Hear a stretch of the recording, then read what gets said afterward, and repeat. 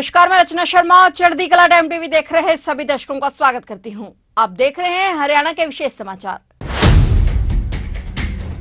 मुख्यमंत्री मनोहर लाल ने प्रदेश में गुरुकुल और मदरसों को लेकर बड़ी घोषणा की है। उन्होंने शिक्षा क्षेत्र के लिए बड़ी घोषणा करते हुए कहा कि गुरुकुल और मदरसों को हरियाणा शिक्षा बोर्ड से रजिस्ट्रेशन करवाकर मदद दी जाएगी। जो भी गुरुकुल और मदरसा आधुनिक शिक्षा के लिए हरियाणा बोर्ड के साथ जुड़ेगा, उसको 50 से 80 बच्चे होने पर साल के 2 लाख रुपए, 80 से 100 बच्चे होने पर 4 लाख, 100 से 200 बच्चे होने पर 5 लाख और 200 से अधिक बच्चे होने पर 7 लाख रुपए प्रतिवर्ष की मदद दी जाएगी। उन्होंने कहा कि हमेशा ही हरियाणा एक हरियाणवी एक के सिद्धांत पर हमने सरकार चलाई। मुख्यमंत्री मनोहर लाल ने गुरुकुल और मदरसों को मदद देने का ऐलान किया। उन्होंने कहा कि बच्चों के लिए धार्मिक शिक्षा के साथ साथ आज की शिक्षा को जानना भी बहुत जरूरी है। हरियाणा सरकार एक तो ध्यान दे रही है गुरुकुलों का रजिस्ट्रेशन करना और एक ध्यान दे रही है मदरसों का रजिस्ट्रेशन करना। हमने उसकी एक स्कीम बनाई है। उस स्कीम की आज मैं घोषणा कर रहा हूं भाइयों बहनों। अगर कोई मदरसा स्कूल एजुकेशन के साथ अपने आप को रजिस्टर कराता है और बच्चों की संख्या के हिसाब से हम उनको आर्थिक मदद भी देंगे, चाहे वो गुरुकुल हो और चाहे वो मदरसे हो। उसके अंदर अगर 50 से लेके 80 बच्चे अगर उस मदरसे में हैं या गुरुकुल में हैं, उनको साल का 2 लाख रुपया देंगे हम। अगर बच्चे 81 से लेके 100 तक हैं तो उनको 4 लाख रुपया देंगे भाइयों बहनों। इसी प्रकार अगर वो 101 से 200 हैं तो उनको 5 लाख रुपया देंगे। थोड़ी गलती सुधार कर रहा हूं, 81 से 100 3 लाख हैं, 100 से 200 5 लाख हैं और 200 से ऊपर 7 लाख रुपया ये उनको देने वाले हैं, ताकि वो अपने जो अध्यापक हैं, जो स्कूल के जो टीचर हैं, पढ़ाने के लिए उनकी जो तनख्वाह है वो उसमें से पूरा कर सकें, बशर्ते के बच्चों से फीस ना लेते हो। ये बच्चों को फ्री, वैसे पहले से भी फ्री पढ़ाते हैं, मुझे लगता है मदरसे और गुरुकुल फ्री पढ़ाएंगे तो साल का इतना पैसा हरियाणा सरकार देगी। इसलिए आप लोग अपने अध्यापकों को उसमें से काम कर सकते हैं। इसी प्रकार से जब वो उनमें पढ़ेंगे तो देशभक्ति, राष्ट्रभक्ति की भावना उनमें आएगी। और आज जिनका हम एक प्रकार से आज मान सम्मान कर रहे हैं, उनको जो आगे बढ़ा रहे हैं, तो मैं इस विषय में देशभक्ति की भावना, भाईचारे की भावना, ये हम सीखें। हम सब एक हैं, देश के बाशिंदे हैं, देश को आगे बढ़ाने के लिए हम काम करेंगे। वो देश की मुख्य धारा में आने के लिए बहुत जरूरी है। भाइयों बहनों, कुछ और चीजें जिनकी मैं आज घोषणा करना चाहता हूं, उसके अंदर खास करके हमारा जो खेती के काम करने वाले लोग हैं, उसमें मुझे बताया गया है कि कुछ इलाके में सेम बहुत ज्यादा है। सेम का पहले से हम काम तो कर रहे हैं, लेकिन बीच बीच में और भी गांव जोड़ेंगे। तो इसके अंदर आज मैं घोषणा करता हूं कि 18 ट्यूबवेल, कुछ गांव के नाम मेरे पास आए हैं, 18 नए ट्यूबवेल, ये जो सेम की समस्या उसको खत्म करने के लिए, और लगभग 2 करोड़ रुपए की राशि सेम को खत्म करने के लिए लगाया जाएगा। इसी प्रकार नूह के अंदर हमारा जो पशुपालन विभाग है, अस्पतालों की कमी है, तो एक पशु पॉलीक्लिनिक इसकी स्थापना कराई जाएगी। और पशु पॉलीक्लिनिक जिसके अंदर किसी प्रकार की पशुओं की बीमारी, उसका इलाज करेंगे। इसके लिए 10 करोड़ रुपया ये मैं मंजूर करता हूं भाइयों बहनों। ऐसे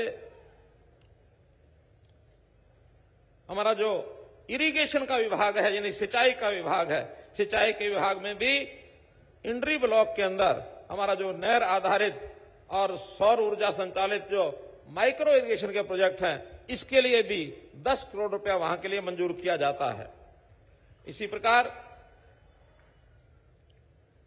ग्राम गुलालता, खेड़ती, जीता, कैरा, इसमें भी जो सबमर्सिबल वाटर पंप और सौर ऊर्जा को चलाने के लिए वहां की डिमांड अलग से आई हुई है 8 करोड़ रुपया, यानी सौर ऊर्जा, सूर्य से बिजली ले लें, इसके लिए कुल 18 करोड़ रुपया, और इसकी मैं घोषणा कर रहा हूं।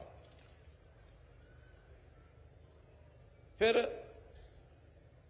गुड़गांवा नहर, राजस्थान लिंक नहर के साथ उथले पुथले ट्यूबवेल की बात आई है। बीआर पुल निर्माण का बादली से जाख तक ये जीना ड्रेन पर पुल का निर्माण है। फिर एक और डीआर पुल चौड़ीकरण पुनाना से जुरेरा है। फिर कालंजर का पुनर्वास है। फिर उलेटा डिस्टिलरी का पुनर्वास है। गुड़गावा नहर का हेड रेगुलेटर, इसका पुनर्निर्माण है। राजस्थान लिंक नहर का वीआर ब्रिज, परिस्थितिवार गुड़गावा नहर का आरडी से इतना ये एक ब्रिज है। उजीना डाइवर्जन ड्रेन, इसका ब्रिज है। उजीना डाइवर्जन के लिए एक अलग से कोई काम, ऐसे कुल मिलाकर के ये 7 काम हैं। ऐसे इनके लिए 43 करोड़ रुपया ये अलग से मंजूर किया जाता है। तो मित्रों, इरिगेशन में 18 और 43 61 करोड़ रुपया, और ये सिंचाई के लिए, जिसके कारण से खेतों को, किसानों को ये बहुत बड़ा लाभ ये होने वाला है। नए तालाब, इनका सौंदर्यीकरण, हमने डिप्टी कमिश्नर को कहा है कि हमें इसमें 33 तालाब, इनकी जो लिस्ट है वो उपलब्ध कराएंगे, और उस 33 तालाब के अंदर हर एक विधानसभा क्षेत्र में ये बराबर करेंगे। 64 करोड़ रुपया तालाबों के पुनर्स्थापन के लिए, उनके सौंदर्यीकरण के लिए, इसको भी मैं मंजूर करता हूं। मुख्यमंत्री मनोहर लाल ने कहा कि श्रद्धालुओं को अयोध्या दर्शन, श्री हरमंदिर साहिब गुरुद्वारा, श्री पटना साहिब गुरुद्वारा, काशी विश्वनाथ के दर्शन करवाने के लिए हरियाणा सरकार ने मुख्यमंत्री तीर्थ योजना के अंतर्गत एक पोर्टल की शुरुआत की है। इस पोर्टल पर पंजीकृत श्रद्धालुओं को सरकार की ओर से निःशुल्क यात्रा करवाई जाएगी। पोर्टल पर अब तक करीब 700 श्रद्धालु अपना पंजीकरण करवा चुके हैं। मुख्यमंत्री मनोहर लाल ने हाल ही में करनाल में मुख्यमंत्री तीर्थ यात्रा योजना के तहत प्रभु श्री रामलला के दर्शन के लिए करनाल से अयोध्या जाने वाले तीर्थ यात्रियों की बस को हरी झंडी दिखाकर रवाना किया। इस अवसर पर उन्होंने कहा कि पोर्टल पर पंजीकृत यात्रियों को अयोध्या दर्शन, श्री हरमंदिर साहिब गुरुद्वारा, श्री पटना साहिब गुरुद्वारा, काशी विश्वनाथ मंदिरों का दर्शन करवाया जाना शामिल है। इसके अलावा अन्य तीर्थ स्थानों के लिए भी धीरे धीरे पोर्टल खोलेंगे, ताकि और तीर्थयात्री जो देश में अन्य तीर्थ स्थानों पर जाने के इच्छुक हैं वे भी अपना रजिस्ट्रेशन करवा सके। अभी रजिस्ट्रेशन के लिए 1,80,000 रुपए सालाना से कमाए वाले तथा 60 वर्ष से ऊपर के लोगों के लिए यह सुविधा निःशुल्क दी जा रही है, परंतु कई लोगों का अनुरोध है कि कुछ किराया राशि अथवा शुल्क आदि लेकर अन्य लोगों को भी इस योजना में कुछ न कुछ सुविधा दी जाए, क्योंकि सामूहिक जाने का अपना एक आनंद होता है। इस पर विचार किया जा रहा है।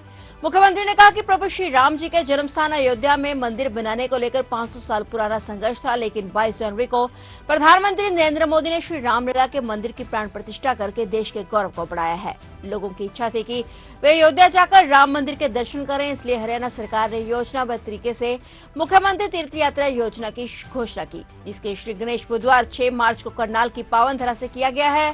पहली बस में करीब 52 तीर्थ यात्रियों को अयोध्या के लिए रवाना किया गया।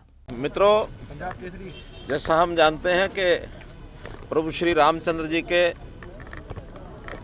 जन्म स्थान के ऊपर एक भव्य मंदिर बने, 500 साल पुराना एक प्रकार का ये संघर्ष समाज का था। लंबी कहानी है, अंतोगत्वा 22 जनवरी को प्रधानमंत्री जी ने श्री रामलला जी के मंदिर का प्राण प्रतिष्ठा करके और एक देश के गौरव को बढ़ाया।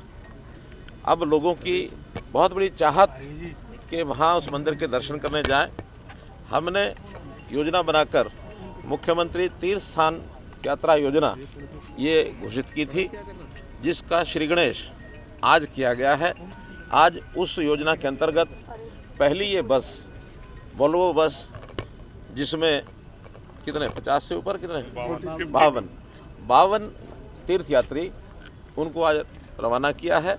और ये लोग आज रात्रि को लखनऊ रुकेंगे, कल मंदिर दर्शन करेंगे अयोध्या में जाकर, और फिर कल रात्रि को वापस लखनऊ इनका रात्रि ठहराव होगा और परसों दोपहर तक वापस लौटेंगे।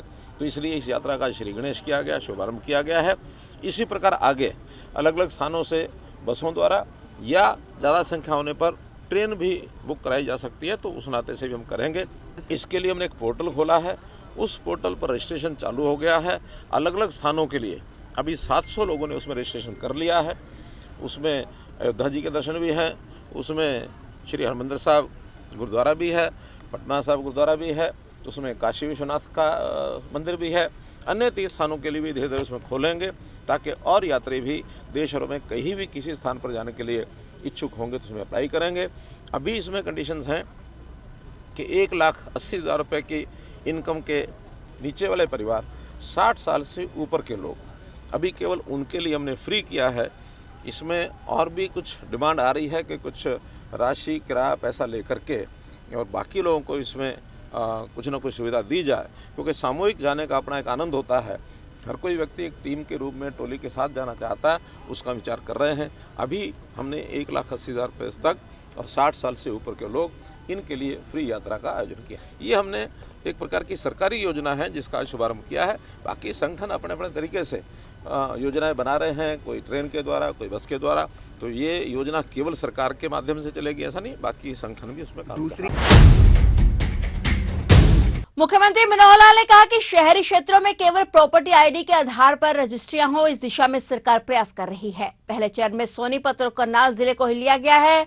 इस व्यवस्था के लागू होने से इंतकाल की आवश्यकता नहीं पड़ेगी, केवल प्रॉपर्टी आईडी के आधार पर ही रजिस्ट्रियां हो जाएंगी।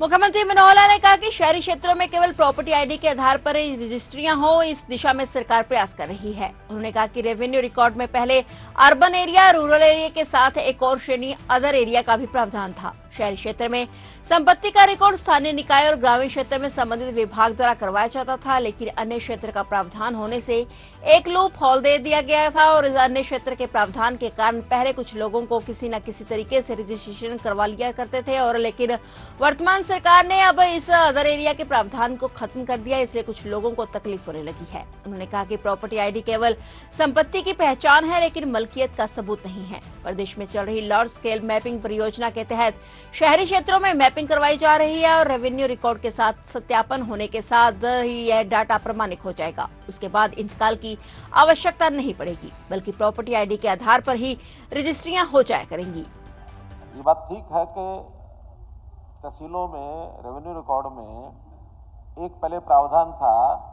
बातें पूछी जाती कि एरिया अर्बन है या अर्बन एरिया से बाहर है यानी रूरल है, और एक उसमें प्रोविजन दे रखा था अदर एरिया।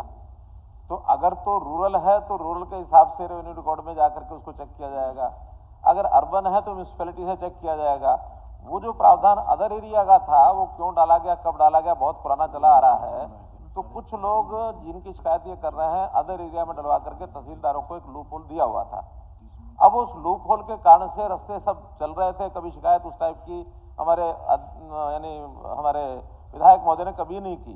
अब जब अदर एरिया का प्रोविजन हमने समाप्त कर दिया कि आइदर इट इज अर्बन और it is rural, other area कोई है ही नहीं, तो वो सारी रजिस्ट्रियां होनी बंद हो गई। बंद होने के बाद वो तकलीफ तो वो बोल रही है कि पहले तो चलो कुछ ना कुछ कर करा के हम करा लेते थे, अब कर करा के कराने की भी स्थितियां खत्म हो गई हैं, रजिस्ट्रियां नहीं हो रही हैं, तो किसी कैसे रास्ता निकालो। वो रास्ता तो अब निकलेगा नहीं, वो तो रजिस्ट्रियां जो नहीं हो रही हैं, अरे वो बहुत समय से लिखा हुआ है, आज का नहीं है, लेकिन आज हमने बंद कर दिया। वो बंद करने के बाद वो तकलीफ शुरू हो गई कि रजिस्ट्री पहले कुछ ना कुछ तरीके से हो जाती थी, अब होनी बंद हो गई। मेरी बात सुन लो, वो होनी बंद हो गई। अब अगला सुझाव भी वो दे रहे हैं कि या तो शहरी क्षेत्र के अंदर प्रॉपर्टी आईडी से ही रजिस्टर हो जाए और उसमें रेवेन्यू रिकॉर्ड में किला नंबर और वो नंबर ना पूछा जाए और इंतकाल की भी आवश्यकता न हो। मैं सदन की जानकारी के लिए बता रहा हूं कि इस लाइन पर हम चल पड़े हैं। उसके लिए हर एक शहर का एक लार्ज स्केल मैपिंग चल रही है हर एक प्रॉपर्टी आईडी के हिसाब से, ताकि रेवेन्यू रिकॉर्ड और मैपिंग के हिसाब से जमीन जिसकी आज है वो एक बार ऑथेंटिकेटेड हो जाए प्रॉपर्टी आईडी में, क्योंकि प्रॉपर्टी आईडी भी कोई जमीन की मलकियत का वो प्रूफ नहीं है, वो तो प्रॉपर्टी की पहचान है कि ये प्रॉपर्टी है, इसका ये नंबर है, प्रॉपर्टी की पहचान है वो मलकियत का प्रूफ नहीं है। मलकियत का प्रूफ तो वही होता है, उसकी रजिस्ट्री होती है। जिस दिन रिकॉर्ड के हिसाब से ये लार्ज स्केल मैपिंग हो जाएगी और फाइनल हो जाएगा कि अब इसमें हर प्रॉपर्टी का प्रॉपर्टी आईडी बन गई है, कोई बाकी बची नहीं है, और फिर उसकी रजिस्ट्री के हिसाब से ही अगली रजिस्ट्री करा पाएंगे। उसके बाद इंतकाल का सिस्टम खत्म कर दिया जाएगा। पहले चरण में सोनीपत और करनाल इन दो शहरों को लिया गया है, बहुत जल्दी इन दोनों शहरों में ये व्यवस्था लागू हो जाएगी। तो ये थे हरियाणा के विशेष समाचार, और नए समाचारों के साथ फिर से हाजिर होंगे। तब तक के लिए देखते रहिए चढ़ती कला टाइम टीवी, और अब मुझे दीजिए इजाजत। धन्यवाद।